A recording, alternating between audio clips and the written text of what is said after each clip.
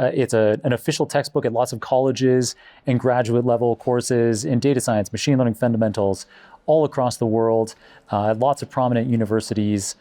When you got started, as you just said, you didn't imagine that it would end up being maybe the best-selling machine learning book of all time.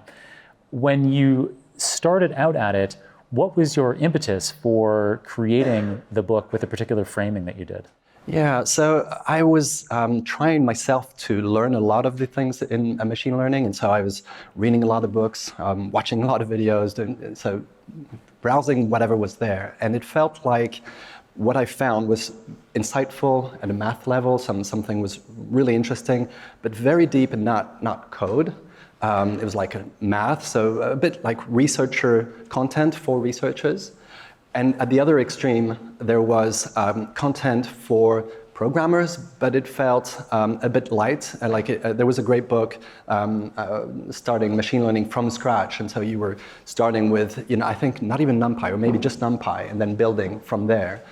And that was great, to understand the basics, but you can only get so far if you're not using, something like TensorFlow or PyTorch. And so you go up to maybe linear regression or some of the basic algorithms, but not far enough to my taste.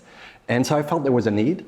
And it just turned out that I had recently left Google, and I just happened to know that internally TensorFlow was used and was about to be released as open source. And so I thought, there's going to be a need for some content or some book about that. And it's a great opportunity for me to learn a lot of things that I needed to expand my knowledge. And as you know, teaching is one of the best ways to learn, because it sort of challenges your own knowledge. And you think you know something, and then when you learn about it to explain it, you realize, oh no, actually, this wasn't exactly what I thought. So it forces you to go deeper.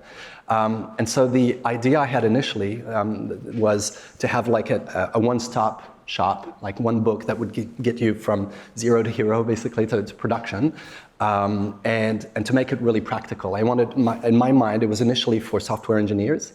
And O'Reilly advised that I have a particular person in mind, so I happened to have a former colleague who didn't know about machine learning, and I thought all the time I was writing, what would I tell him?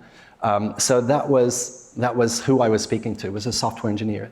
But at the end of each chapter, I added some exercises, just because I feel like if you don't actually get hands-on, if you don't force yourself to practice, and you just browse through, oh yeah, I understand this, oh, I understand that, and you don't actually try it, it just doesn't stick, at least to me. And so I added some exercises, and I think this probably helped its adoption in schools and universities, because teachers were happy to see, there's some exercises that are already made and there are solutions, so I'll just grab that book and tell my students to do exercise 5. And so it gained momentum in universities as well as for engineers. And I didn't expect that at all. And fills my heart. I mean, I'm super happy about that, because it's very rewarding to have students tell me, that's how I learned machine learning. I didn't expect that. Yeah, I mean, well, congratulations from that framing of having this one person in mind that could benefit from the book as you wrote it, to huge numbers of people, I'm sure hundreds of thousands at least. I get a lot of comments on LinkedIn. It's very, very motivating. When you're writing a book, you know that. You're on your own at home, and you don't really have an audience in front of you. And so sometimes you can feel like, why am I doing this? Like, it's so much effort and you don't get this feedback. So getting messages on LinkedIn and so on of people saying how exactly they're using it and what it meant for them is so motivating that it gets me motivated for the next edition. And so to dig a bit more detail into the content of the book, it covers a lot of ground. It is a pretty thick book these days. And in the first part, you cover the fundamentals of machine learning. So a wide array of machine learning methods, from linear regression, like you mentioned earlier, to ensemble learning, dimensionality reduction, unsupervised learning.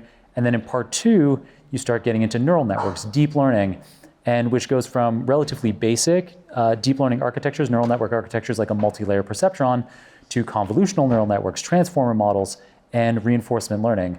So from all of these topics, there are some terms today that people get really excited about, like transformers.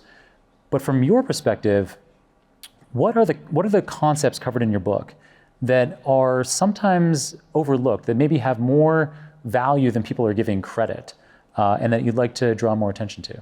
Yeah, great question. I mean, I I think one of the objectives initially was, as I said, like to bring people from the beginning to the end. And I feel like in many cases people hear about deep learning and all that, and they want to jump to neural nets. Like, oh, I want to play with neural nets. And I get that because they're amazing.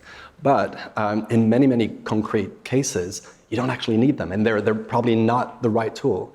And so in the book, I insisted to have like that first part, which covers all the basics, like linear regression, and also some things like random forests, which are incredibly powerful in many, many cases, and probably more suited than neural nets in many cases.